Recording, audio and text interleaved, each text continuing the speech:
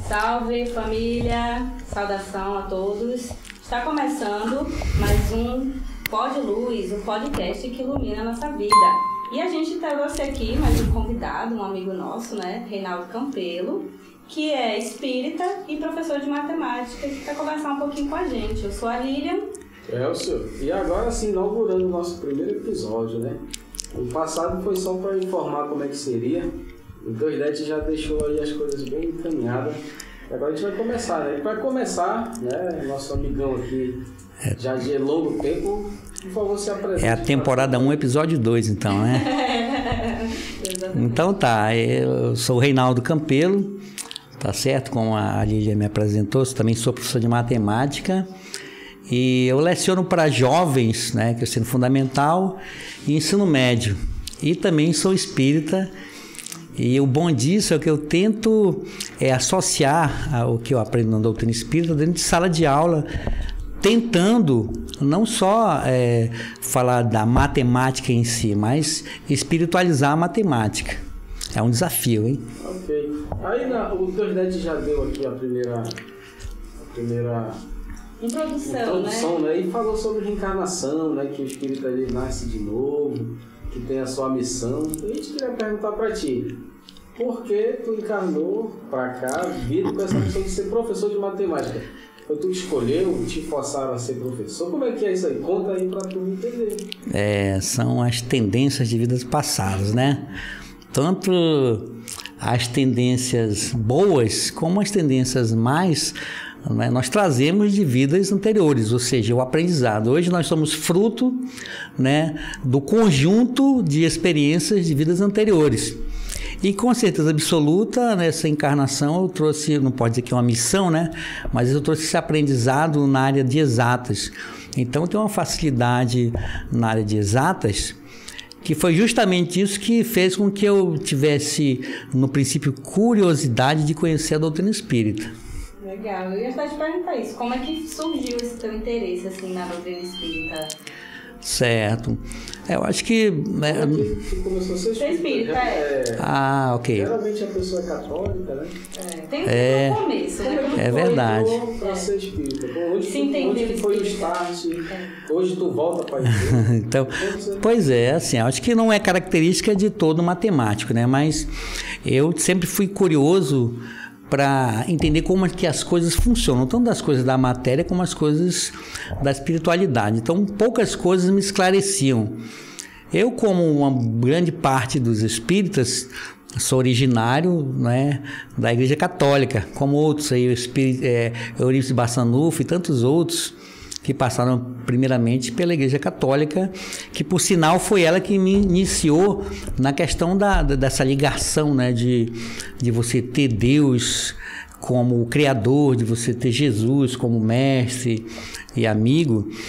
E só que essas questões espirituais nem todas me eram convencidas. E aí sempre eu questionava, né, os meus instrutores, e aí às vezes as perguntas eram respondidas, outras vezes eram mistérios, e isso me levava cada vez mais à curiosidade. Isso foi um dos motivos que me iniciou a procurar outras religiões. Eu conheci a Umbanda também, fui na Igreja Batista, fui em igrejas evangélicas. Eu estava assim procurando e ao mesmo tempo querendo entender como cada uma funcionava e como que cada uma explicava a visão de Deus, a visão de Jesus e essa questão da espiritualidade em si. Então, eu acho que esse foi o pontapé inicial para que eu chegasse na doutrina espírita. E onde tu chegou? Foi onde que tu se encontrou? Foi no centro espírita? Ah, boa. Isso é uma história boa, né?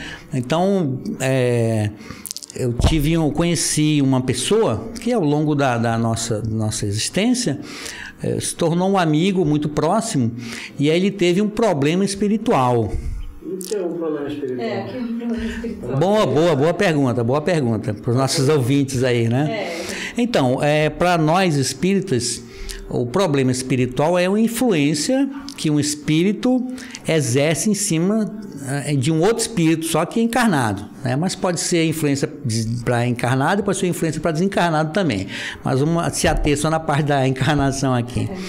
Ou seja, como nós acreditamos que a vida não cessa com a morte do corpo, o espírito ele é eterno, o corpo ele realmente ele padece, apodrece, vira dejetos, mas o espírito ele continua vivo e continua com todas as suas tendências, todas as suas qualidades, seus defeitos. Então esses espíritos eles podem nos influenciar. Então essa influência negativa que nós chamamos de obsessão. E esse amigo ele foi, não é, influenciado por um espírito que no caso era uma obsessão, ele estava obsediado num estágio tão delicado que já não sabiam mais o que fazer, os parentes dele. E, certa feita, nós fomos até a Umbanda para verificar se lá, nós não conhecíamos, né? Mas... Não podia ir para o hospital? Pois é. Pois é verdade isso. Ele acabou indo ao hospital fazer alguns exames, mas nunca era detectado nada. Sim.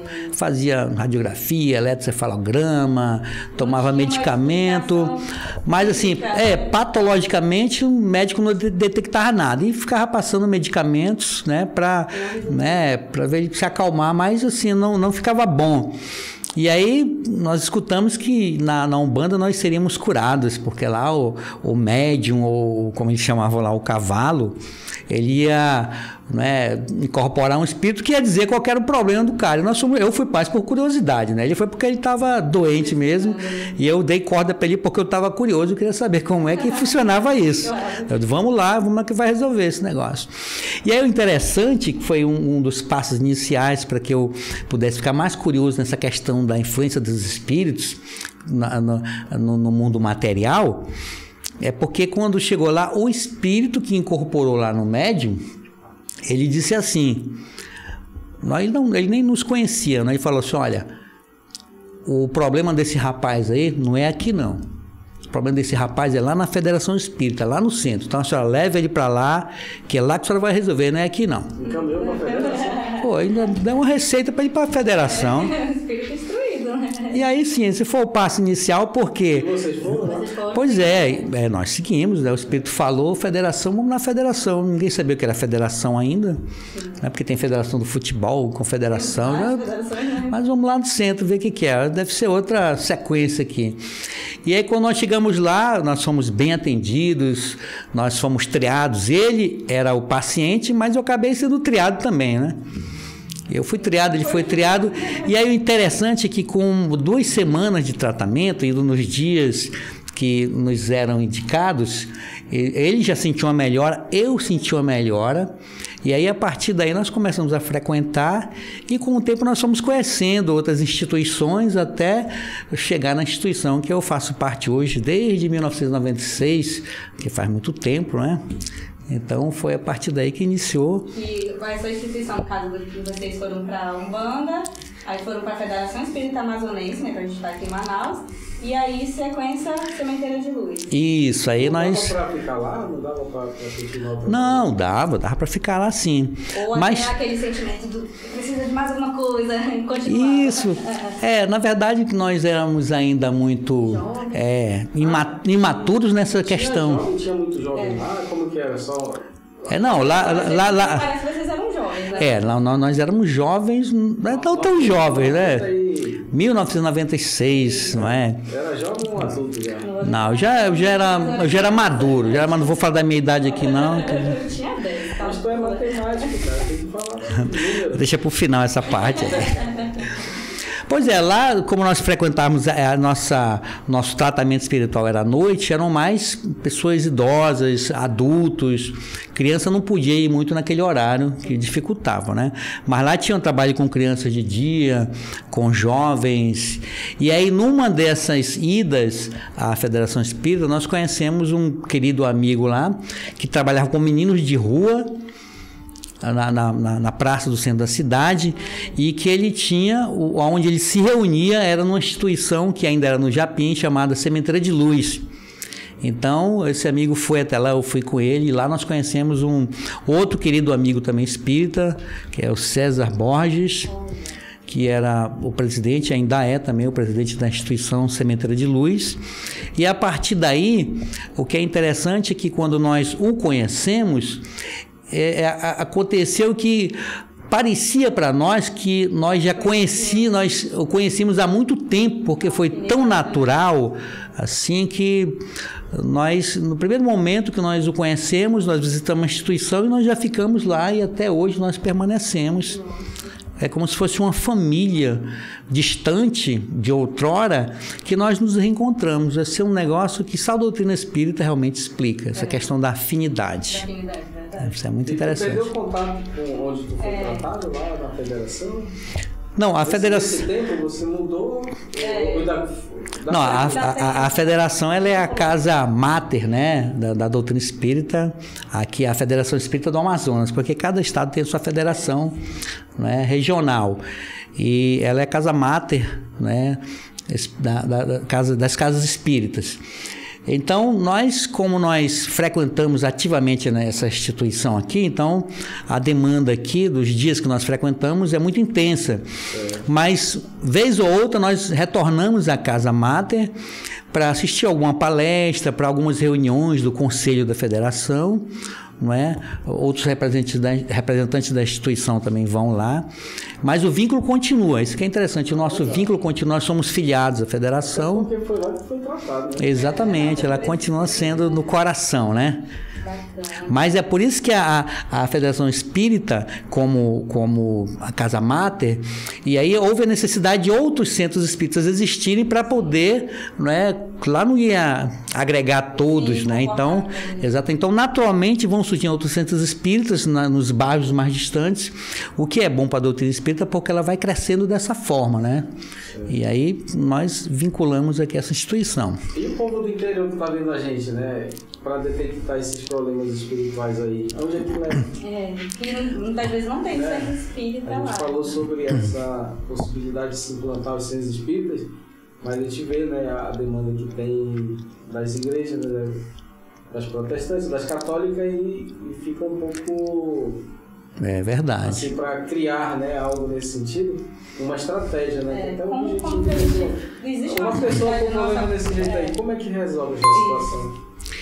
Pois é, como nós sabemos, o interior em si, ele tem uma dificuldade muito grande, não só material, como principalmente espiritual. Então as coisas lá são mais difíceis de chegar.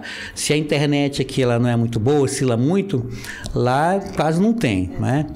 Então, se esse podcast estiver chegando nos interiores, graças a Deus deve chegar, eles estão recebendo o benefício de conhecer um pouco mais da doutrina espírita e aprofundar, mas a internet em si, ela é boa porque ela chega nos lugares mais distantes, mas ainda é necessário que nós visitemos essas regiões mais distantes, né, presencialmente, que é justamente para iniciar os trabalhos, para ver se você consegue montar algumas instituições espíritas, porque realmente nós já tivemos a oportunidade de conhecer outros interiores onde as pessoas não sabiam quem é Chico Xavier, quem é Allan Kardec, o que é espiritismo, muito menos o que é reencarnação. Eu sou espírita, não, ele te abraça, te cumprimenta, diz, que legal, mas depois ele pergunta, mas o que é isso aí mesmo, hein?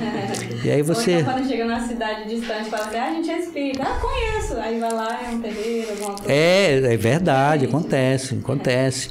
Então, esse trabalho, graças a Deus, existe aqui no Amazonas, a Federação Espírita exerce também esse trabalho de visitas, né, nos interiores, e também tem um grupo espírita aqui no Amazonas, no qual o Sementeira, ele faz parte, mas tem outros centros espíritas também, que eu conheço. Não vou citar todos, porque são muitos, eu posso pecar para deixar algum de fora, mas tem o Centro Espírita, né, Pão Nosso, tem o Elipse Bassanufo, tem o João Evangelista, eu acho que tem o Géso Gonçalves, e tem mais o Sementeira, que se reúne esses centros espíritas e 2 vezes por ano, ou até mais, fazem rotas, são chamadas Rota Paulo de Tarso, porque quando se fala em divulgação do espiritismo em regiões mais distantes, nós lembramos de um livro chamado As Viagens de Kardec, que Kardec fazia viagem de um mês, muitas vezes de barco, de navio, de trem, e era custeado tudo pelo dinheiro do próprio bolso, porque a doutrina espírita, como vocês sabem, ela não tem a questão do dízimo, né? Nós não adotamos o dízimo, porque nós entendemos que a pessoa que tem dificuldade, ela está para receber, não para dar. Então, se a pessoa tiver com dificuldade, nós pudermos ajudá-la, não necessariamente financeiramente, mas começamos ajudando essa pessoa espiritualmente, e se a instituição tiver algum trabalho de distribuição de alimentos, também essa pessoa, com certeza absoluta, ela vai ser beneficiada, mas a questão da doação é voluntária, e se ela realmente achar que deve, ela doa, senão não tem problema nenhum, e ela pode frequentar, pode participar de todas as atividades. E aí, só concluindo aí, porque eu acabei mudando um pouquinho a rota, né? Mudando a rota, essas rotas a gente lembra também, eu falei de Kardec, mas também lembra de Paulo de Tarso, né? Que viajava, iniciou com o Paulo de Tarso, na divulgação do cristianismo naquela época, que era muito mais difícil que agora. Agora você vai de avião, você vai de barco, você vai de jatinho aqui no Amazonas, que é mais difícil as coisas, você vai para o interior desse, você vai de barco 4, 5 dias, então você acaba indo de jato. Tem uns barquinhos aí para quem não conhece, que é um jato, né? Mas não é aquele jato que vai para a lua, não. Mas é jato porque ele vai muito rápido mesmo. O barco faz em 5 dias, o jato faz às vezes em 8 horas. Então você vai lá e volta rapidinho, né? E realmente as pessoas, elas nos recebem muito bem quando nós vamos divulgar o espiritismo no interior, nos recebem muito bem, e nós percebemos que a doutrina espírita, quando é implantada nessas regiões, nesses municípios, além de ela ter uma aceitação muito boa, ela também leva esse tratamento espiritual e consegue curar muitas pessoas, né, nos mais diversos campos. Você chega perguntando, quem está com o espiritual é aqui com a gente? Normalmente nós alugamos um carro, né, faz um carro-som, que vai passando na comunidade, assim como aquele carro-som que passa aí, vendedor de fruta, traga sua vasilha, né? Isso é engraçado, né? Porque tem um carro que passa da sucata, eu estou falando assim, brincando, a gente pode descontrair um pouquinho, mas é exatamente assim, a gente aluga um carro-som, faz o texto, que vai ter uma palestra na escola tal, às 19 horas, e aí nós colocamos a ideia principal, né, os jargões, né, que é vida após a morte, você está sofrendo, por que uns nascem na riqueza, outros na opulência, por que uns nascem doentes, outros nascem sãos. Então essas questões de curiosidade que as religiões não explicam, nem justificam, a doutrina espírita você consegue ter uma explicação, e não só a explicação, mas a justificativa do porquê que acontece aquela situação. Isso que é interessante. E qual a tua área de trabalho no teu centro espírita? O que tu faz lá? Pois o centro espírita é qualquer instituição para funcionar. Deixa eu tomar um pouquinho de água aqui. Tem água aí, tem. Podia ter um Coca-Cola zero aqui também, né? Tá bom. Então, como qualquer instituição, para funcionar perfeitamente, ela tem que ter os setores administrativos, né? Divididos em setores para cada qual exercer uma função e funcionar perfeitamente. O Centro Espírita também é uma instituição filantrópica, então ela tem seus setores, seus departamentos. Aqui na doutrina espírita, exatamente aqui no Centro Espírita Sementeira de Luz, eu faço parte da atividade chamada esclarecimento, que é a parte que organiza a parte de palestra, a parte de estudos, de vídeos, cursos. Então é essa parte de esclarecimento em si da doutrina espírita. Mas tem outros departamentos também, tem o departamento da assistência, tem o departamento da evangelização infantil, só para vocês terem ideia dos departamentos que tem. Então um deles é o esclarecimento, no qual eu faço parte aqui. Tu atua então no esclarecimento com as mães ou com os jovens? O esclarecimento, ele trabalha com todas, né, a parte adulta, no caso, né? Mas ele também pode ajudar na parte dos jovens, da infância, com a organização dos cursos. Mas, como no Centro Espírita existem algumas comissões, algumas coordenações que estão mais carentes, então a gente acaba assumindo outras funções também para que as coisas funcionem e para que você gosta também. Então, aqui também eu faço parte da Alegria Cristã, que é a parte, não é, que é a parte da música, levando a doutrina espírita para as pessoas através da música animada e da música harmônica, que muda o coração, que leva animação. Evangeliza, né? Evangeliza na música. A gente viu aqui no teu canal. Tem um canal no TikTok, ele é moderno. E fez aí trabalho aí conteúdo, nesse lado, né? Conteúdos assim animados. Utilizando assim, tu tá passando, né? Eu já vi. Tu tá utilizando isso pra quê? Pra atender... Faz parte do teu trabalho, do seu espírito ou algo? Não, esse é um trabalho que eu tenho, um trabalho mais... particular, né? Um trabalho particular, mas que ele aborda essas relações entre professores e alunos e pais e comunidade escolar de forma bem animada, bem engraçada. Porque você sabe que a educação em si, no Brasil, ela não é valorizada como deveria, né? Eu estou falando isso aqui, mas não para... para polemizar, mas assim, mas é verdade. Então, uma maneira que a gente tem de levar, né, as pessoas, uma maneira bem animada, é mostrar para elas que a sala de aula, onde você fica muito tempo, por exemplo, eu sou professor, dou aula de manhã, de tarde e de noite. Mas é uma coisa que eu gosto, eu fico cansado fisicamente, assim, mas eu sou realizado porque eu faço isso. Então, de manhã cedo, eu não tenho mais aquela sensação que eu tinha antes, quando eu trabalhava no distrito, de, puxa vida, tem que trabalhar. Então, eu acordo, me arrumo, tomo banho, vou para a escola, né, com animação, porque eu me sinto, porque eu faço o que eu gosto. Tem a diferença de ser um professor espírita e um professor não espírita?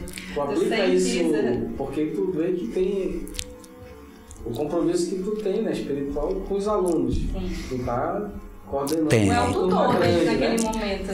Isso tu aplica de alguma forma, passando para eles esse conhecimento, ou só o mesmo conteúdo? Isso é bem interessante, porque você começa a olhar o seu aluno, né, o seu estudando, não só como um aluno onde você tem que passar só o conteúdo, você olha ele como um todo. Você sabe que aquele aluno ele é problemático, mas não porque ele é doente ou porque ele quer te irritar, porque muitas vezes por trás, né, daquele jovem, ele tem um problema familiar, às vezes é separação do pai, às vezes é problema de dificuldade financeira. Então são diversos problemas que fazem com que ele reaja e haja assim dessa forma. Então você tem esse olhar, né, como um todo. Você não olha só como aquele aluno problemático que tem que mandar para a diretoria. Muitas vezes você manda chamar os pais desses alunos e você vê que muitas vezes o problema é com a família. Exatamente. Então você tem essa cautela de tratar o aluno com respeito, principalmente o que a doutrina espírita fez, né? Tem essa diferença sim, tá? Você passa a tratar esses alunos como espíritos eternos, né? Espíritos que estão em aprendizado, e principalmente com respeito, né? A doutrina espírita me ensinou que você deve tratar com respeito todo mundo, seja de religião diferente, seja de classe social, cor, até mesmo de um outro país, todo mundo com respeito, com dignidade, tenta levantar a autoestima daquele aluno mais cabisbaixo. E aí que vem o diferencial. Aquele aluno que é mais isolado, que ele tem mais dificuldade, é justamente esse aluno que muitas vezes eu vou lá com ele, converso com ele, procuro saber qual que é o problema dele para poder ajudá-lo, né? Eu não deixo ele isolado dentro de sala de aula. Então a doutrina espírita, sim, ela influencia bastante para que você possa fazer um trabalho com mais profundidade, tanto no campo do conteúdo como no campo também da espiritualidade. Sim, na verdade, a chave, né, que que acontece, né? Eu acredito muito nisso. Quando a gente se torna espírita, a gente acredita que o lado humano é fundamental. Então, independente do que você seja como profissional, você vai ser um bom humano, né? Perdão, gente. Né? Então, exatamente. É bem bacana isso, né? Então, vamos mudar um pouco o tema agora, né? Então, passando para a segunda parte, assim, né? Como é que tu vê hoje o movimento espírita, né? A gente percebe que deu uma certa caída, né? Após essa pandemia, muita gente não podendo ir mais para nenhum lugar, quando voltou não voltaram mais, né? É verdade. Outros seguiram outro caminho.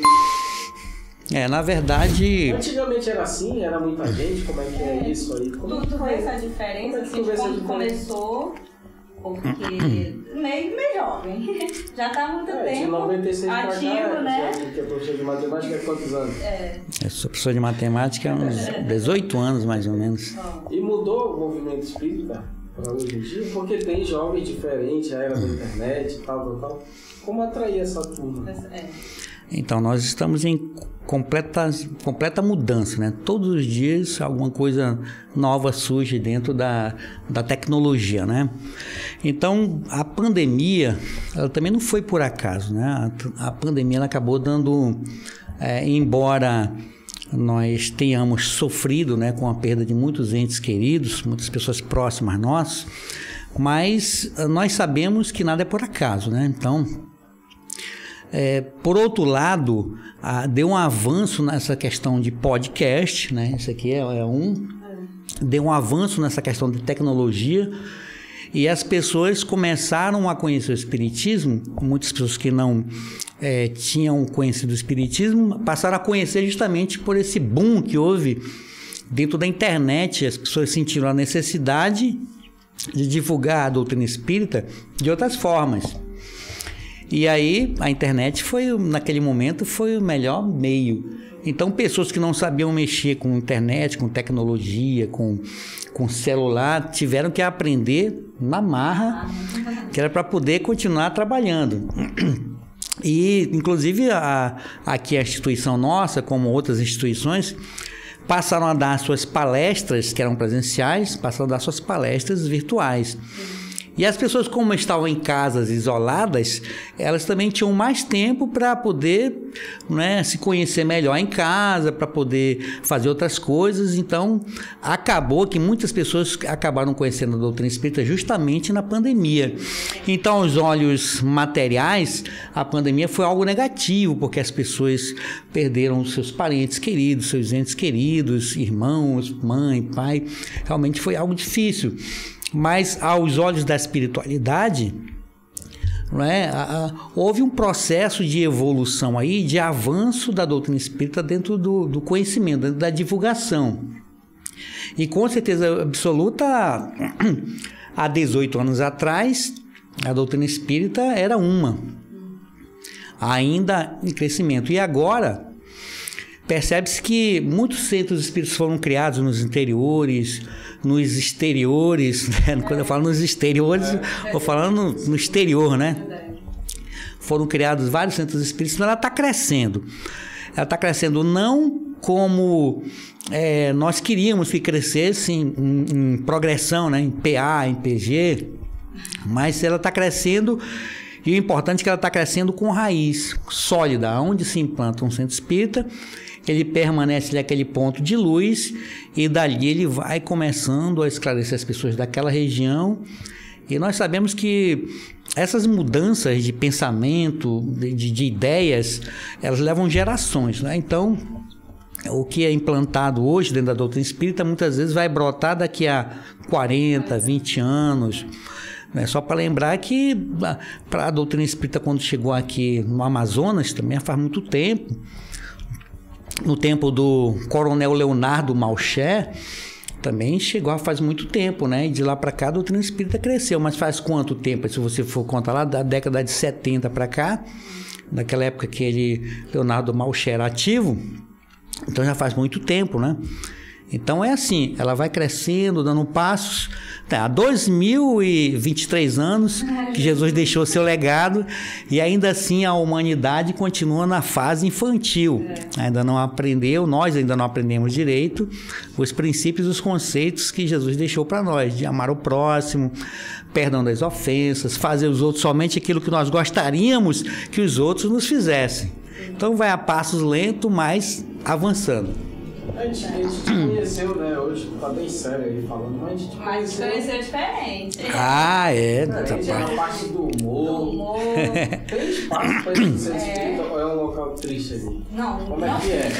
Um local sério. Você tem que manter uma postura. Pode falar alto, não pode falar. Como é que é isso aí? Ah, não. Tem um. Esse que é pra jovem, né? Qualquer lugar, se você não tiver uma pitada de humor, daquele humor respeitoso, não é? Até porque o humor em si, ele contagia as pessoas, né? Ainda mais quando é um humor respeitoso. Aquilo que é engraçado, você ri, você se diverte e ao mesmo tempo você não atinge ninguém, não é? Em suas características, em seu gênero, né? Então você não atinge ninguém. Então dentro da doutrina espírita tem a parte de humor, sim, que realmente ela é muito contagiante também. Por exemplo, eu sempre gosto de falar dentro da instituição que nós estamos conversando, que a prece, ela é, né, o presente mais sublime que Deus disponibilizou para nós.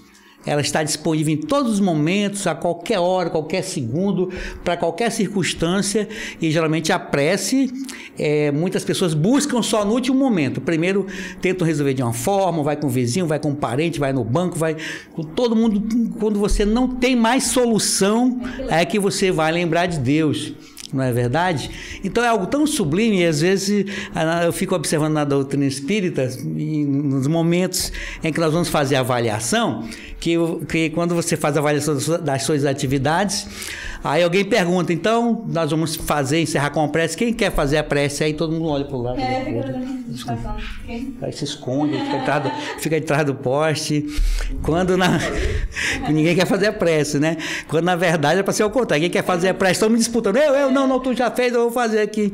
Então isso é engraçado, isso é uma das partes, né, que contagia essa nossa convivência dentro da doutrina espírita. E as experiências espíritas? Você já teve experiências por aí de viagem? Como é que foi algo assim que... Ah, teve uma experiência para nós que foi muito engraçada, que nós fomos viajar para o Pará, eu acho que era Óbidos. Nós estávamos numa viagem num barquinho para chegar... Para quê? Para divulgar? Para divulgar a doutrina espírita. Dentro dessas rotas, né? Nós não conhecíamos o centro espírita que tinha lá, mas nós descobrimos que tinha um centro espírita lá. Então nós fomos num barco e no meio da viagem começou a chover muito forte, um barquinho pequeno no meio do rio, do Alto Solimões, o barco começou a balançar muito, as pessoas se acordaram, rede, né, um monte de rede, balançando e todo mundo gritando, chorando, e aí tinha alguns brincalhões que gritaram, atenção tripulação, aí quando a pessoa falou isso, possivelmente era um brincalhão, um brincante, ou não, e aí todo mundo acordou e começou a gritar, colocar o colete, e desespero, e realmente a água estava varrendo o chão do motor, né?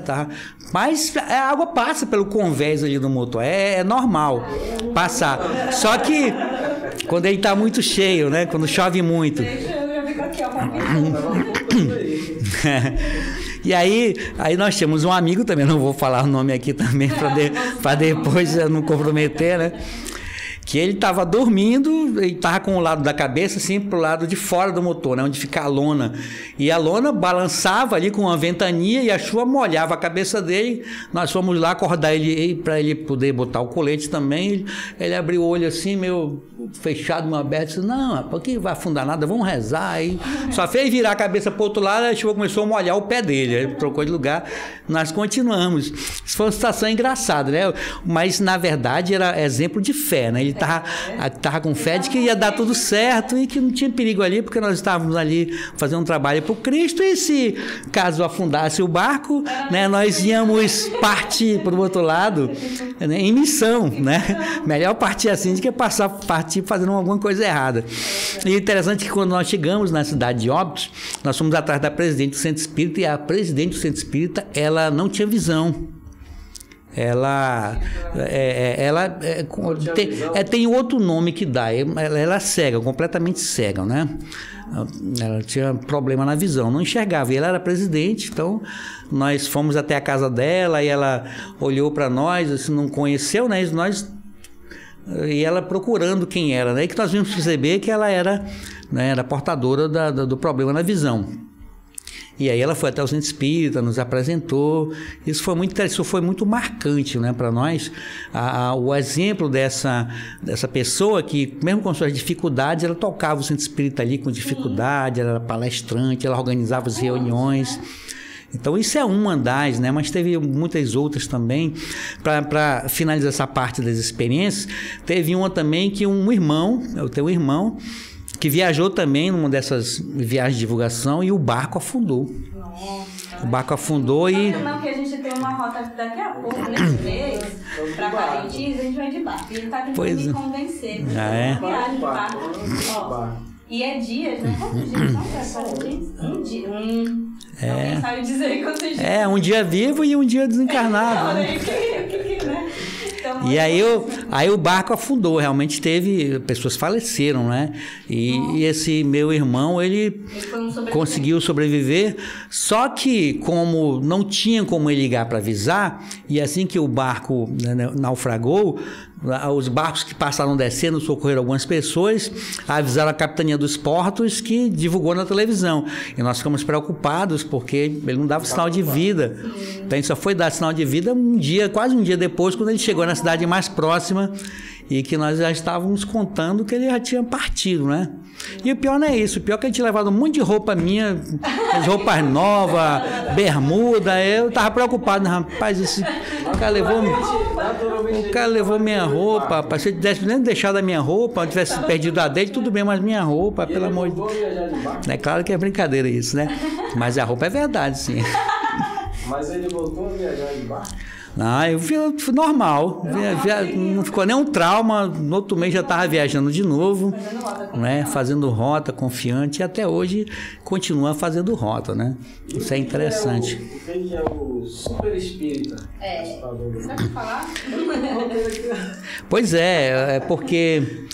como nós falamos agora da parte do humor, da doutrina espírita, tem até um canal que eu queria indicar para vocês, fazer com a merchandise aqui, o Mechan, que é os Amigos da Luz, que também tem muitos vídeos engraçados relacionando a doutrina espírita e a vida do cotidiano.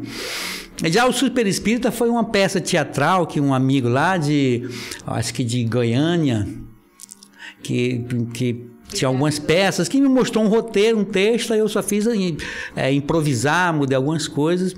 Então, o super espírita, dentro da doutrina espírita, porque dentro de qualquer religião tem aquelas pessoas que têm a facilidade de falar em público, a facilidade da comunicação, né, de verbalizar, de palestrar, né, entende muito, lê, entende muito bem, então fala muito bonito, mas na verdade, na prática, essa pessoa ela não é muito boa, né? Ela é boa para falar, mas para fazer, né, a prática do bem é mais difícil. Então, a doutrina, o super espírita, na verdade, essa ideia do super espírita, né? Aquele espírita que... Eu estou falando da doutrina espírita, mas para qualquer religião, né? É aquele espírita que ele dá palestra, ele sabe falar hebraico, javanês, sabe tudo, sabe falar bem, palestrar e tal, mas quando chama ele para a prática do trabalho no bem, né? É a criptonita. Daí ele nunca pode, não posso, né? Porque você tem que dar exemplo de humildade. Não estou dizendo que está relacionado você dar palestra e ao mesmo tempo carregar uma caixa. Gente, perdão, estou batendo esse negócio. Ou você dar a palestra e em seguida você carregar uma caixa de verdade verdura para fazer uma sopa. Eu estou apenas relacionando aqui. E faz sopa? Sim. Às vezes a pessoa que é palestrante, ela quer dar sua palestra, ela não quer se envolver com a parte mais, né, como é que ela mais cansativa, mais pesada, carregar uma cadeira, varrer ali um canto, não é? Então você não pode ter esse requinte, você tem que ter a humildade muitas vezes para a pessoa ver que você também realmente dá palestra, teve essa facilidade que Deus permitiu você, né, entender e explicar para as pessoas, mas que também você pode fazer outra coisa também, além de dar palestra, né? Eu acho isso bacana no meio que a gente trabalha, na metodologia que a gente aplica de trabalho, que aí você vai ver isso. Um palestrante tá ali na terça-feira, palestrou, aí depois ele mesmo tá lá empilhando a cadeira. Isso. No outro dia ele tá no sábado fazendo exatamente. Uma sopa com o avental todo sujo. Aí tem também o bate espírita, né? O bate espírita, vinculando ao Batman, né? Também dá palestra, ajuda todo mundo no centro espírita, mas chega em casa ele bate no cachorro, bate na mulher, bate em todo mundo. Esse é o bate espírita. Então ele é bipolar, né? O espírita é bipolar. No centro espírita ele é um, em casa ele é outro. Você não conhece, ele bate todo mundo, à frente de todo mundo, chega no centro espírita, quando ele passa na barreira do centro espírita, ele é um santo, ajuda todo mundo, não, perdão das ofensas, faz triagem com as pessoas, conversa, prega o amor, mas ele sai dali daquela barreira do centro espírita, ele sai dando chute no cachorro que está na porta do centro espírita. Porque o obsessor, ele fica ali, ele não atravessa a porta, esperando, ele não entra. E muitas vezes o obsessor é o próprio espírito, né? Ele que é o obsessor dos espíritos. Você falou que dá aula de manhã, tarde e à noite, né? Em que tempo tu acha que encontra? E aí tu ainda faz rota? Faz rota, tá dedicado a... Então, deixa eu só esclarecer essa parte aí. Esse ano eu tô trabalhando de manhã, tarde e noite. Eu peguei uma cadeira à noite, né, a mais para trabalhar. Mas agora, quando fim desse ano, eu volto a trabalhar só de manhã à tarde, que é para ficar com a noite livre, que é para voltar a participar das atividades à noite. Mas, mesmo assim, no final de semana eu sou ativo no Centro Espírita. Tem a atividade de manhã assistencial, que é a sopa, a palestra com as mães, evangelização infantil. E aí eu estou no Centro Espírita na parte de palestra com as mães, de esclarecimento. E aí, à noite, nós retornamos para o Centro Espírita, que é para a parte dos cursos. É o curso da doutrina espírita. A pessoa conheceu o que era o espiritismo. Então, todo o tempo que eu tenho um vago, eu aproveito para estar, né, nas atividades do Centro Espírita, praticando.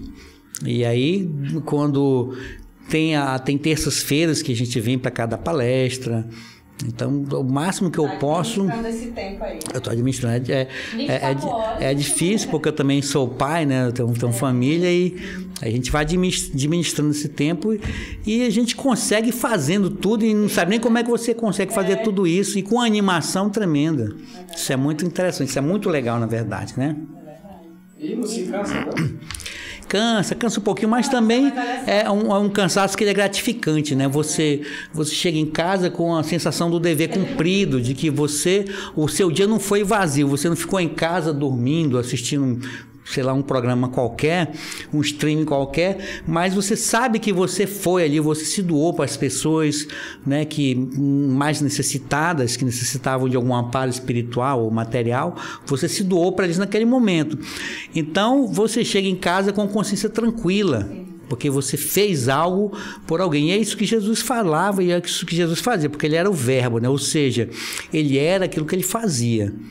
Então, não adianta, como dizia também Paulo de Tarso, conhecer todas as línguas, falar a língua dos anjos. Se você não tiver amor e caridade, de nada vale, né? Então, você tem que ter a teoria e a prática, porque a teoria sem a prática é perigosa.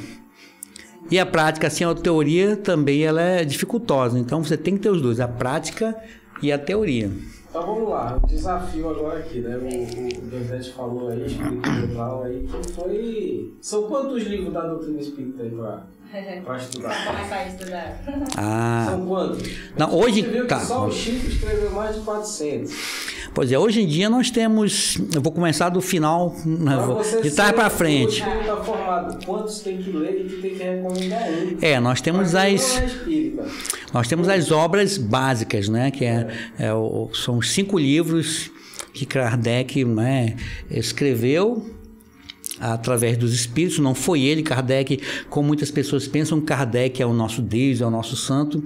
Na verdade, não. O Kardec foi a pessoa que codificou. Imagina alguém que traduz alguma coisa para que o outro entenda. Kardec fez só isso, e Kardec ele entendeu, né, explicou e acabou provando que os espíritos podem se comunicar conosco e que existe vida após a morte. Então, a partir daí, ele fez os livros, aí você codificou os livros e você lê e tira suas próprias conclusões. Porque o que é interessante na doutrina espírita é que ela não é que em outras religiões que fazem com que você aceite Jesus, né, de forma violenta. Você está sendo violentado em suas concepções. Se você não aceitar Jesus, você vai para o fogo do inferno, você vai, né? A doutrina espírita você lê, se você entender e quiser, né, tirar para a sua vida, aprofundar um pouco mais, ótimo. Se você não concordar, também não tem problema nenhum. Porque aquilo que é verdade hoje é verdade amanhã e vai ser verdade sempre, né? E aquilo que não é verdade vai caindo por água abaixo. Então, se eu pudesse indicar um dos livros, dos 5 livros que Kardec codificou, eu indicaria o primeiro livro, que é o Livro dos Espíritos. Né? Que é o Livro dos Espíritos, porque composto por mais de 1000 questões, ele tem questões, né, que elas vão do princípio básico até o mais aprofundado, começando pelas questões mais básicas que o homem precisa entender. Por exemplo, o que é Deus? Né? Por que muitas pessoas são descrentes de Deus? Porque o Deus que é pregado para nós até hoje é aquele Deus com características de homem, né? Com falhas, aquele que se vinga, aquele que, né, castiga. Então imagina uma criança, hoje em dia, antigamente nós falávamos para os nossos filhos: olha, não faz isso que Deus castiga. Se você faz para uma criança hoje, você possivelmente vai estar induzindo essa criança a ser incrédula, porque ele vai fazer uma comparação. Bom, Deus castiga, Deus, né, se vinga. Então, minha professora castiga, meu pai me castiga, minha mãe me castiga, então logo Deus, ele não é essas coisas como me pregaram a vida toda. E aí sim a doutrina espírita ela vai mostrar que Deus, ele não tem essas características, né? Ele, além de ser soberanamente justo e bom, ele também é o criador de todas as coisas. Então tudo que existe, não só na Terra, mas como no universo, foi da criação. Então é por isso que eu recomendo a quem não é espírita começar a ler logo o Livro dos Espíritos. Quando a pessoa olha aqui, ó, cara, o Livro dos Espíritos, não dá medo, não. Quem que vai ter medo do livro? Mas aí é que tá. Hoje em dia. Acha que, ó, lê esse cara aqui. Pois é. Não assusta, não. Bom, se a pessoa já escutou alguém falar do Livro dos Espíritos, ela vai aceitar e ela vai ter a curiosidade. E outras pessoas também que não conhecem a doutrina espírita, mas muitas vezes têm curiosidade, foi por isso que, por causa de um livro, o Livro dos Espíritos, que a doutrina espírita chegou em Manaus através de uma caixa de livro que chegou no começo aqui eu não estou lembrado bem da história, então não vou aprofundar, mas chegou uma caixa de livro por uma autoridade aqui no Amazonas. Dentro dessa caixa de livro que tinha vindo da França, das coleções de livros que ele tinha lá, alguém colocou por engano um Livro dos Espíritos. Então quando ele começa a guardar os livros dele na estante, ele pegou o Livro dos Espíritos, achou interessante, leu, passou para outro que leu, e a partir desse livro foi que a doutrina espírita se enraizou aqui no Amazonas, né? Então, o cara não conhece, mas de repente ele tem a curiosidade e começa a ler, E aquela curiosidade que tinha lá dentro do coração dele, ali, que não era preenchido, aquele vazio, aquela lacuna, de repente ela é preenchida quando você começa a ler um livro, né? Estilo esse, o Livro dos Espíritos. Eu sou espírita que eu já ganhei desse livro. Foi, ele foi sorteado, olha só. Eu nunca li, não. Ele numa palestra, todo mundo ali querendo ganhar o livro, ele foi sorteado, nem espírito. Aí uma aula ele perguntou, qual o nome dele? Aí eu falei... Que era o Allan Kardec, né? Aí disse, bom, eu ganhei, me deram o livro, nunca abri, eu assumi esse livro, né? Foi para outras mãos. Claro que eu me arrependo, mas assim, o nome realmente, quando a gente vê, tem muitos assuntos aqui que esclarece, né? Que tira nossa... Ele é o primeiro livro, né, da codificação. Isso, é o primeiro livro. E a partir daí ele destrinchou e criou os outros livros, né? Então, eu também recomendaria ele como... E é interessante que a primeira edição do Livro dos Espíritos, ele não tinha 1000 e poucas questões, tinha só 500, né? Depois foram acrescentados mais... Mas são perguntas e respostas, né? São perguntas e respostas. Pois é, aí vamos explicar um pouquinho para os nossos ouvintes entenderem. Então, Kardec, como ele era muito metódico, ele criou um método para que esse livro fosse codificado, né? Qual que era o método? Eu não vou contar a história aqui, senão a gente vai explorar o tempo todinho do podcast, mas a partir do momento que ele conheceu os fenômenos, a partir das mesas girantes, né, naquele século lá, ele entendia que as mesas girantes, as mesas que se moviam sozinhas, as cadeiras, porque Kardec ele já era magnetizador, já estudava o magnetismo há 28 anos antes dele ser espírita. Então, quando ele conheceu aquele fenômeno das cadeiras balançando, das cadeiras girando, ele sabia que aquilo ali era um fenômeno físico. Né? Hoje em dia na física a gente explica, né? Tem essas informações. Naquele tempo não tinha muito, mas ele já sabia que isso era possível de acontecer, um fenômeno físico, né? Influenciado por alguém ali do conjunto de pessoas. Então ele foi convidado para essa reunião e então ele observava aquilo ali e ele disse, não, essa cadeira girante aí pode ser um fenômeno físico, não tem nada do extraordinário aqui, de milagre, de anormal. Mas a partir do momento que algumas pessoas faziam perguntas para aquela situação, ele observou que aquela mesa ou a cadeira, ela respondia as informações, né, com batidas, de forma inteligente, ou seja, o não era uma batida, o sim eram 2 batidas. Então ele percebeu que além do fenômeno físico, havia também um fenômeno inteligente. E aí, a partir daí, ele foi fazendo várias outras experiências até que ele percebeu que existia algo, uma inteligência por trás daqueles fenômenos físicos que respondiam perguntas, né, difíceis. E aí sim, a partir daí, ele começou a fazer várias perguntas. Rapaz... Não, hoje em dia já não é mais necessário isso, porque já passou essa fase, né? Então as coisas evoluíram. Então os espíritos agora utilizam os médiums, né? Quem que são os médiums? São as pessoas que têm uma sensibilidade maior, então elas recebem, né, a influência de um espírito e elas começam a se expressar de várias formas, né? Através da visão, da audição, da sensibilidade, da psicografia. Não são todos... Não é que todos nós somos médium, uns num grau maior, outros num grau menor. Então aqueles que têm uma sensibilidade maior, eles têm essa possibilidade de psicografar, de se comunicar com os espíritos. Então os médiums, ele fazia perguntas, né, extremamente difíceis e perguntas organizadas, não só para um médium, mas para vários a mesma pergunta, e também eram feitas essas mesmas perguntas em outros lugares, outros estados da França, e aí as perguntas vinham até ele observava que as perguntas eram todas parecidíssimas no contexto geral. Então ele ia formulando várias perguntas, e o interessante é que como é que uma pessoa que não tinha nem naquela época o primeiro grau completo, uma pessoa seria uma pessoa leiga, uma pessoa, não é? Um camponês, sem muito estudo. Muitos médiuns de Kardec eram jovens de 16 anos, assim como muitos dos discípulos também eram jovens, 16 anos. Então, como é que um jovem que não tem conhecimento de química ou de física ou de alguma outra ciência, ele conseguia responder uma pergunta com muita precisão e com conhecimento aprofundado daquela circunstância? Então, ele ia percebendo realmente que aquela pessoa ela só era o veículo por qual o espírito se manifestava.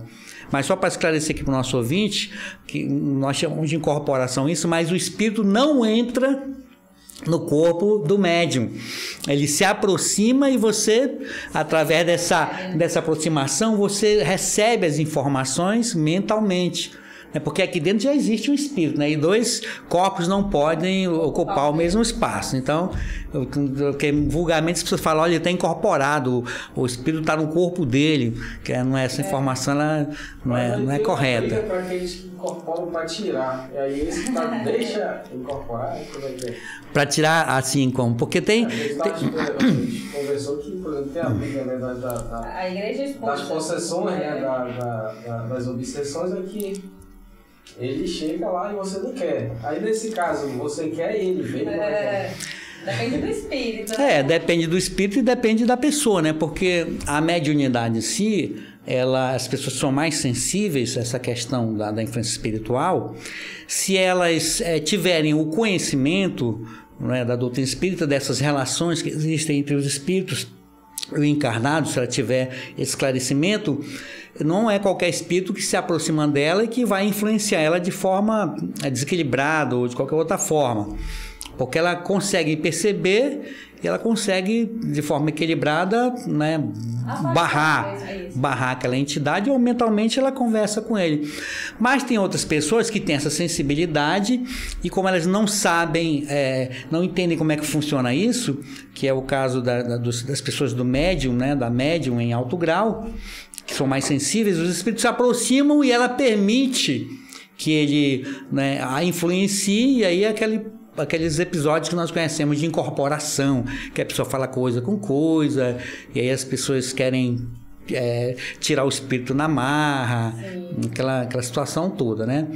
Mas aí são várias circunstâncias, né? Na igreja católica é de uma maneira, na igreja evangélica, né, é outra.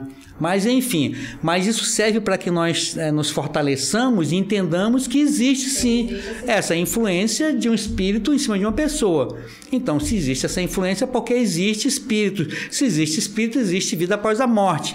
E era por isso que Moisés, né, quando as pessoas argumentam com a doutrina espírita, com alguém, que Moisés proibiu que se falasse com os espíritos naquela época. Não, mas então só se proíbe aquilo que acontece, né? Você só vai proibir alguém de fumar, botar uma placa proibido de fumar, porque você sabe que alguém fuma e pode fumar lá. Então você bota a plaquinha. Então, se Moisés proibiu, ele proibiu porque existia essa comunicação com os espíritos, né? E até porque naquele tempo as pessoas utilizavam a questão da mediunidade para ganhar dinheiro, né? Que eram as pitonisas, para fazer adivinhação, para juntar pessoas, né, para os negócios. Então era um objetivo comercial. Então, como estava muitas pessoas, então ele proibiu porque ele sabia que existia essa influência, já estava até atrapalhando, mas porque existia, certo? Porque tem essas previsões aí que ocorrem também, muito bem, que a gente se liga nisso.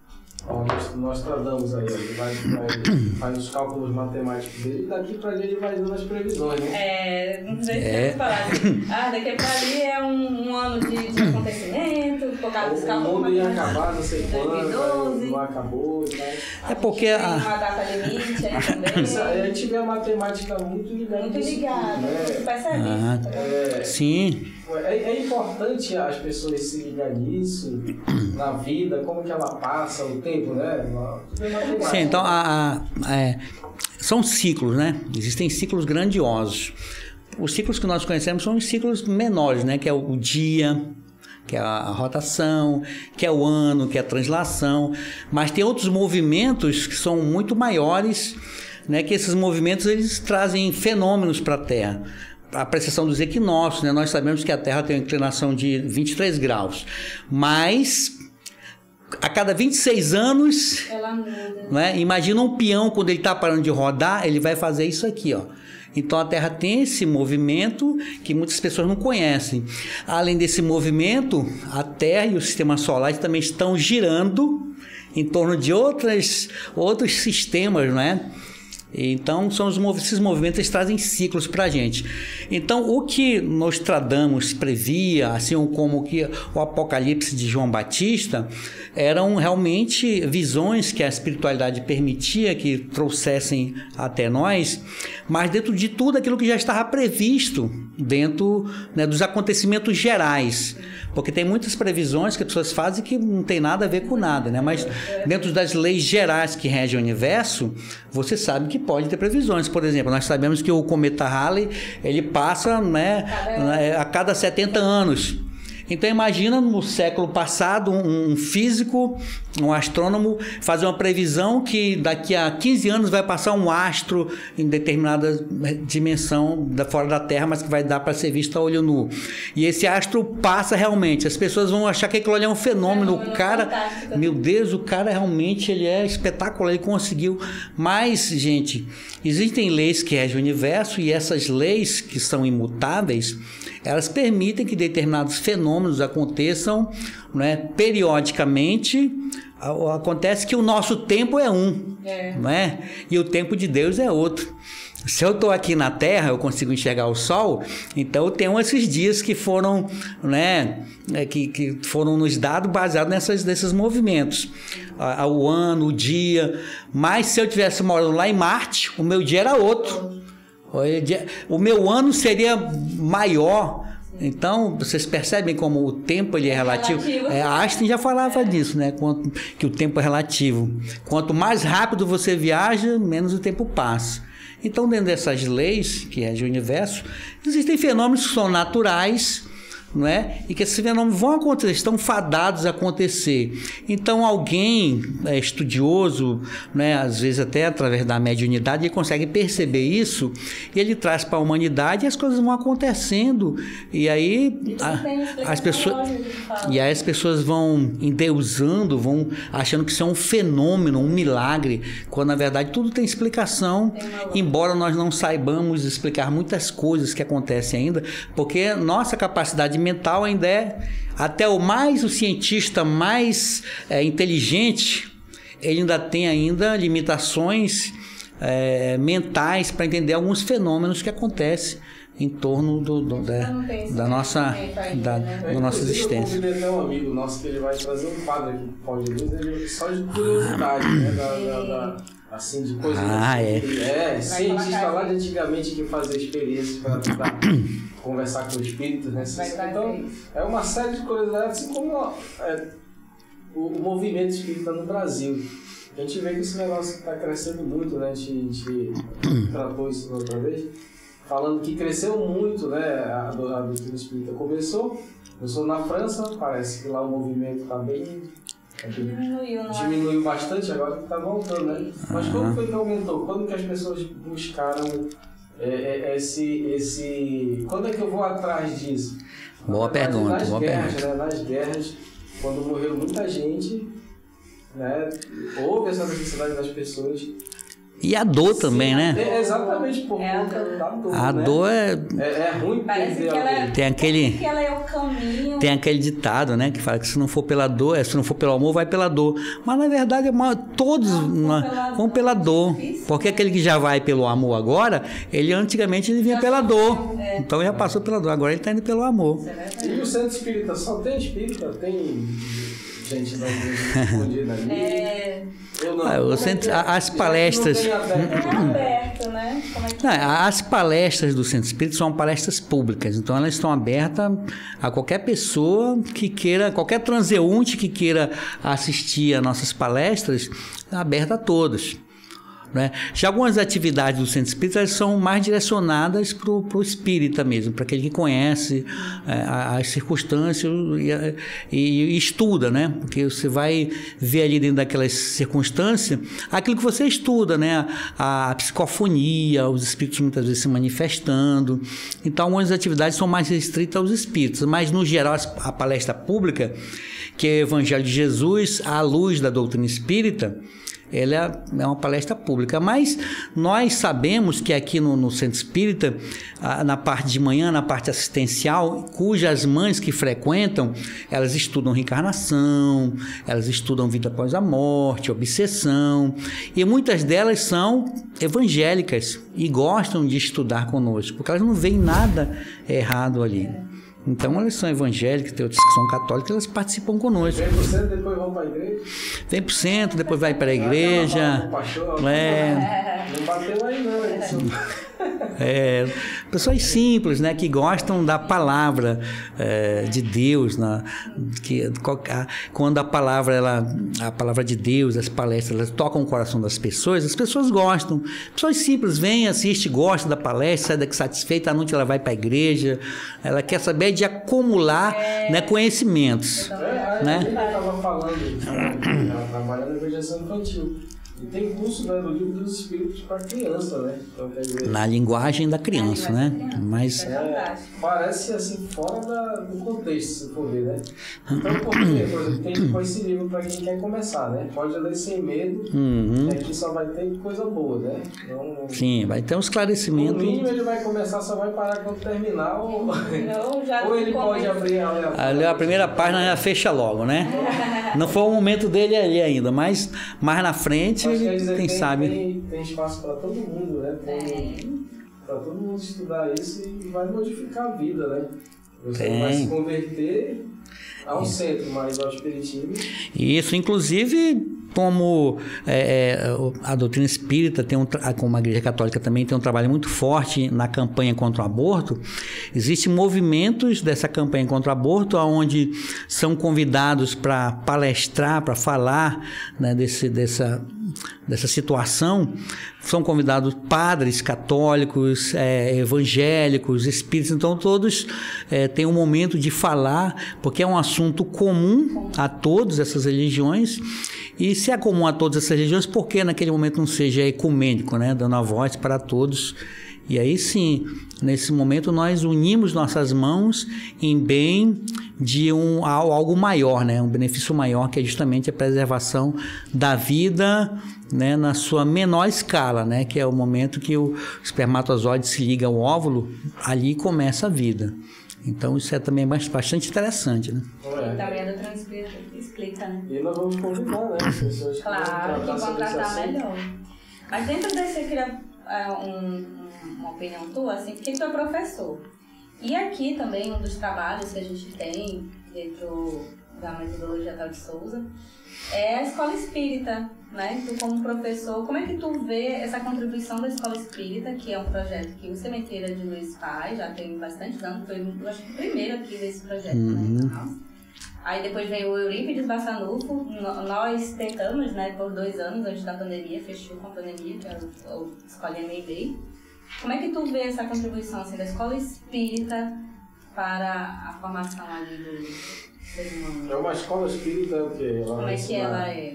A pessoa vai para a escola normal, ela vai para a escola espírita? Não, a escola espírita ela tem um diferencial, né? Ela tem os conteúdos normais, que é matemática, né? Que é português, história e ciências, que é aplicado para as crianças.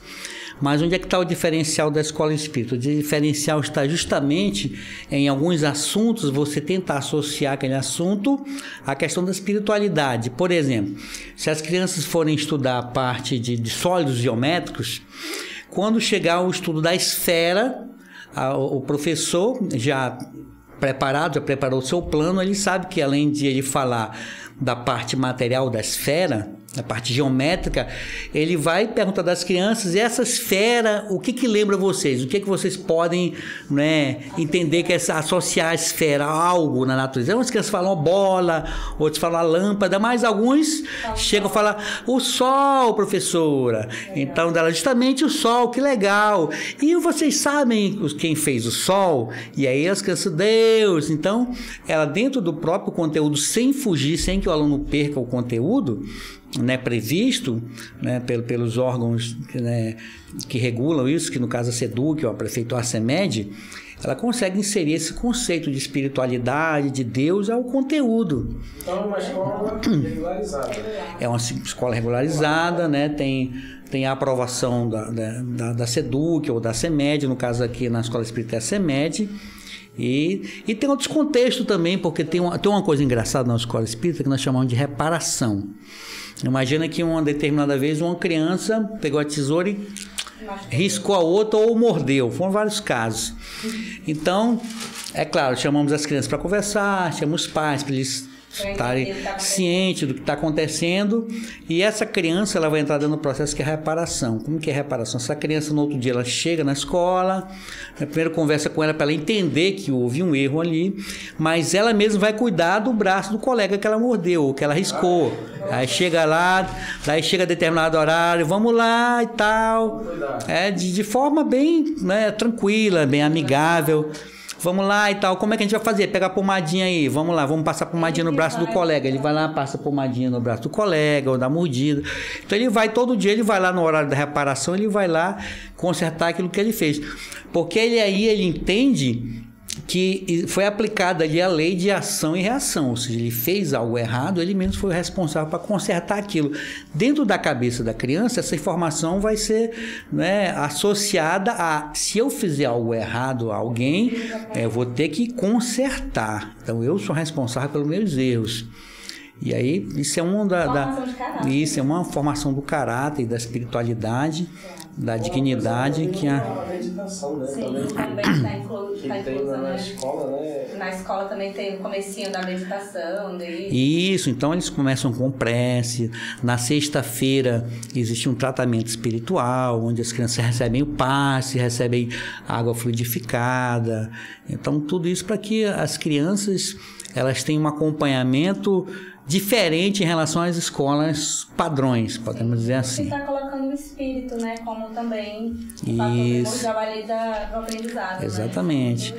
E fora a criança que está estudando naquele momento, a criança que está recebendo o passe, nós sabemos que ela não está recebendo o passe sozinha ali, né? Com certeza ali tem algum espírito também de criança, de jovem ou de adulto que está dentro daquele meio que também vai ser beneficiado. Então não é um tratamento unilateral, né? Você cura, né, o encarnado e o desencarnado. Você trata os dois, porque não adianta você tratar só o encarnado se o espírito continuar ali doente, porque ele doente ele vai tentar influenciar a criança de novo ou outra criança. Quanto é a mensalidade? Porque essa escola é diferenciada, né? É caro, você tem que pagar todo mês R$0. Tem pessoas que não têm R$0 para pagar, entendeu? E como é que mantém você? Pois é. Então, a instituição espírita como um todo, assim como outras instituições, ela tem alguns trabalhos que desenvolve para que ela possa arrecadar fundos, né, para se manter. Como muitas vezes festival de pizza, muitas vezes feijoada, muitas vezes café da manhã, arraial. Aí tem o voluntário, o amigo da escola, que ele doa mensalmente um valor, que aí despontem à vontade, também ele doa. Quem quiser ajudar, você faz né, registra aquela pessoa, ele fica sendo um padrinho, nós chamamos de padrinho. Então, todo mês ele doa uma quantia, que essa quantia ele é como se ele estivesse adotando uma criança. E o interessante é que ele ajuda essa criança e é prestado conta com ele a cada mês, a cada 12 meses, é mandado para ele fotos das atividades, fotos das crianças, do trabalho em si que é resolvido. E ele sabe que esse dinheiro que ele está doando é para a instituição filantrópica e que dentro da doutrina espírita, o presidente da instituição, ele não recebe. Ele não recebe. Não. As pessoas não, ele trabalha, se ele não trabalhar, ele vai passar fome, né? Porque... Ele ganha diferente, ele ganha bônus horas, né? Ele ganha bônus horas. Então, agora é claro que os professores que estão aqui no dia a dia, né, eles recebem que é justo, estão trabalhando, é justo, a direção da escola, né, a pedagogia, os funcionários em si, eles recebem porque é o trabalho deles, né? Mas, no geral, os diretores da escola, eles não recebem nada. Então, tudo é voluntário.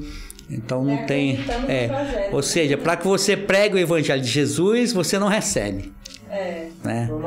Porque se você receber para divulgar para o Cristo, tá muito fácil, né? Porque só a oportunidade que você tem de divulgar o Evangelho de Jesus, isso já é um recebimento, não é? Exorbitante, já está pago. Tem uma oportunidade de você trabalhar para Jesus. E aí você ainda vai trabalhar para Jesus, ainda vai receber para trabalhar para Jesus, né? E qualquer pessoa que queira ajudar na escola lá, quer ajudar, pode, também existe essa... Qualquer pessoa... Não, alguns pais dos alunos, porque aqui é uma escola particular, né? Com caráter público. Por que é público?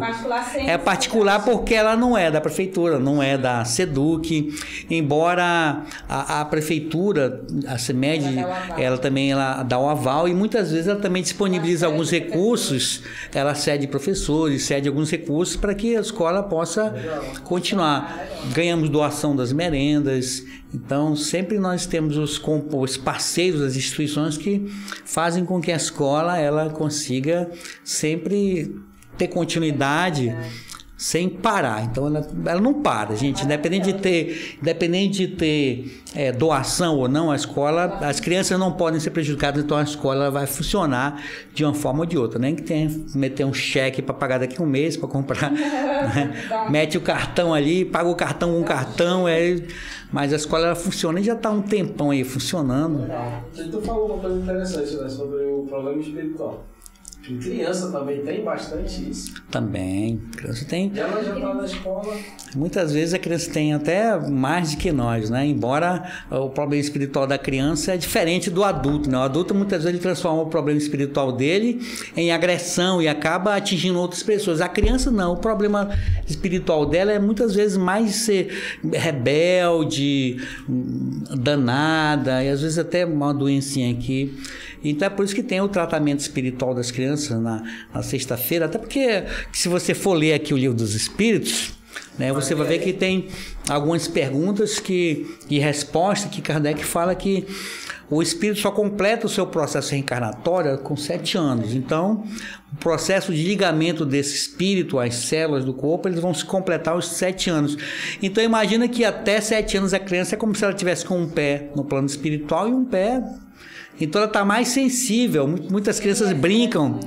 Muitas crianças brincam com um coleguinha ali, aquele coleguinha imaginário. E muitas vezes aquele coleguinha imaginário então, amigo imaginário. Na verdade, imaginário é o amigo que ele está vendo aquele espírito ali. Então ele vê, conversa, os pais não veem, acha que é normal, muitas vezes ele está conversando. Então muitas vezes o tratamento ele faz com que tanto seja tratada a criança como o espírito que acompanha essa criança. E na prática a gente vê que dá certo. Muitas crianças elas se acalmam, elas conseguem ficar mais tranquilas, conseguem aprender até mais. Observa a diferença, assim, por exemplo, porque a gente teve esse começo de projeto onde a gente percebeu a criança que está na escola espírita é muito diferente da criança que só está na evangelização. Porque parece que ela está recebendo um ciclo inteiro de aprendizado, tanto de conteúdos normais, didáticos, quanto esse conteúdo espiritual mesmo, né? E ela se identifica ali, e a gente vê que veio com crianças mais dóceis, crianças mais obedientes, assim mesmo, de viver a vida. É uma construção de caráter, assim, diferenciado. Tanto que a gente conheceu, né, um amigo nosso, que ele estudou numa escola espírita lá do Direito de Bassanufo de Sacramento. Ele mora aqui em Manaus. E aí a gente conversando sobre escola, espírita e tal, e ele falou, eu estudei naquela escolinha tal. No começo eu estava até duvidando, mas ele descreveu a escola inteira. E como a gente conheceu, ele falou dos momentos que teve, que tinha lá da oração, da meditação, da aula, tudo ele lembrava, porque está na memória. E ele é uma boa pessoa, né? Hoje ele não tem religião nenhuma, assim, professa, mas ele é uma boa pessoa, né? Sim, com certeza. Só não tinha escola perto da minha casa, só tinha vaga. Só tinha vaga lá, e era a escola espírita, e meu pai já estuda aí, a escola, né? Não tem outro lugar, vai aí mesmo. Lembra de todos os momentos, né? Da meditação, da sopa. Sim. E que levava, inclusive, sopa para casa, né? Eles levavam sopa. Isso. Levava verdurinha, alguma coisa assim. Isso marca ele, né? Então, são as experiências. Mas, por exemplo, tem gente sofrendo agora aqui, né? Estou passando por dificuldade, tal. precisa entender mais o que é esses problemas espirituais, porque muita gente tem e não sabe, né? Mas se eu estou passando por isso, não tem centro espírita na minha cidade, o que eu faço, né, hoje? Há muito isso, né? Como que a gente resolve isso aí? Tá certo. Eu lembro de uma frase também de Paulo de Tarso que dizia assim: retardar a divulgação do espiritismo é prolongar o sofrimento da humanidade. Então, infelizmente, em alguns lugares mais distantes, as pessoas estão sofrendo, exatamente agora, as pessoas estão sofrendo de depressão, de suicídio, de pensamentos negativos de tirar a própria existência, porque ainda não chegou lá a doutrina espírita. E outras religiões, infelizmente, pela metodologia que é abordada, elas não conseguem atingir essa parcela dessas pessoas. Elas acabam cometendo suicídio, abreviando a sua existência, em função dela não ter o tratamento adequado para aquele problema dela. Mas, então, esse é um dos motivos que nos move a cada vez mais nos organizarmos para levar o espiritismo aos lugares mais distantes.